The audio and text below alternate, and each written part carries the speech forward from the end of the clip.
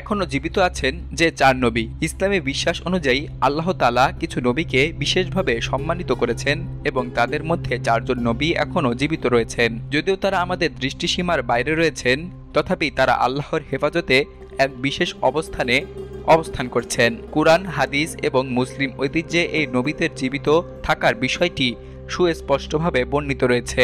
এই জীবিত থাকা শুধুমাত্র দেহগত নয়, বরং আধ্যাত্মিকভাবে আল্লাহর একটি অলৌকিক কুদরত এবং ভবিষ্যৎ পরিকল্পনার অংশ। প্রথমেই রয়েছেন হযরত ঈসা আলাইহিস সালাম, যিনি আসমানে উত্তোলিত। হযরত ঈসা আলাইহিস সালামকে ইসলামে একজন গুরুত্বপূর্ণ নবী হিসেবে গণ্য করা হয়।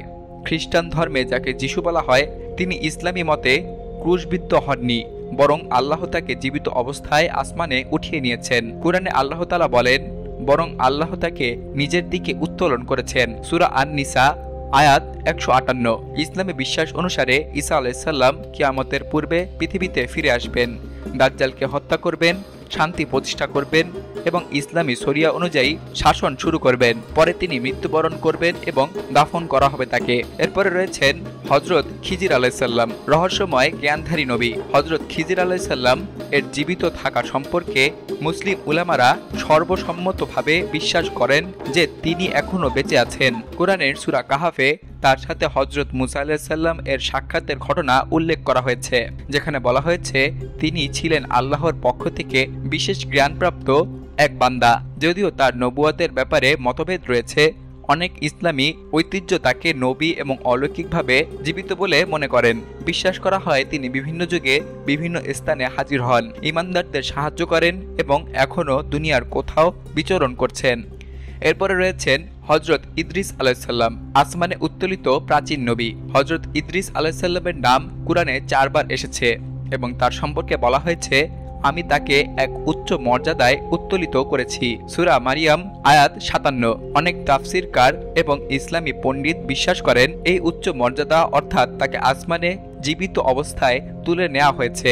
তিনি ছিলেন একজন বিদ্বান এবং প্রাথমিক যুগের নবী, যিনি লিখন পদ্ধতি এবং বিজ্ঞান চর্চার সূচনা করেছিলেন। ধারণা করা হয় তিনি এখনও আসমানে আছেন এবং কিয়ামতের পূর্বে তার আবার কোনো ভূমিকা থাকতে পারে।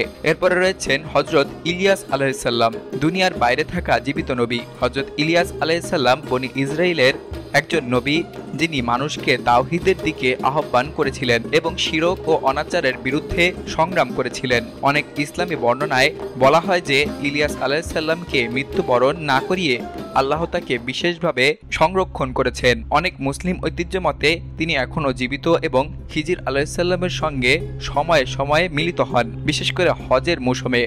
যদিও এটি সরাসরি কুরআনে নেই, তবে বহু হাদিস, সুফি রেওয়ায়েত এবং ইসলামী বর্ণনায় এই বিশ্বাস দৃঢ়ভাবে প্রতিষ্ঠিত। আল্লাহর কুদরতের নিদর্শন এবং ঈমানের উৎস। এই 4 জন নবীর জীবিত থাকা কেবল একটি ধর্মীয় কল্পনা নয়, বরং মুসলমানদের ঈমানের অংশ। তাদের জীবিত থাকা প্রমাণ করে আল্লাহ যাকে ইচ্ছা যেমন ইচ্ছা সংরক্ষণ করতে পারে। এই অলৌকিক বাস্তবতা মুসলমানদের মনে ঈমান, আশা এবং আধ্যাত্মিকতা জাগিয়ে তোলে। কিয়ামতের দিন যেহেতু এখনো আসেনি, তাই এনাদের ভূমিকা এখনো শেষ হয়নি। বিশেষ করে হযরত ঈসা আলাইহিস সালাম এর ফিরে আসা মুসলিম জাহানের ইতিহাসে এক গুরুত্বপূর্ণ ঘটনা হবে, যা মানুষকে সঠিক পথে ফিরিয়ে আনবে। সকল প্রকার খবর জানতে এখনই সাবস্ক্রাইব করে রাখুন আমাদের চ্যানেল বাংলাদেশ কণ্ঠে।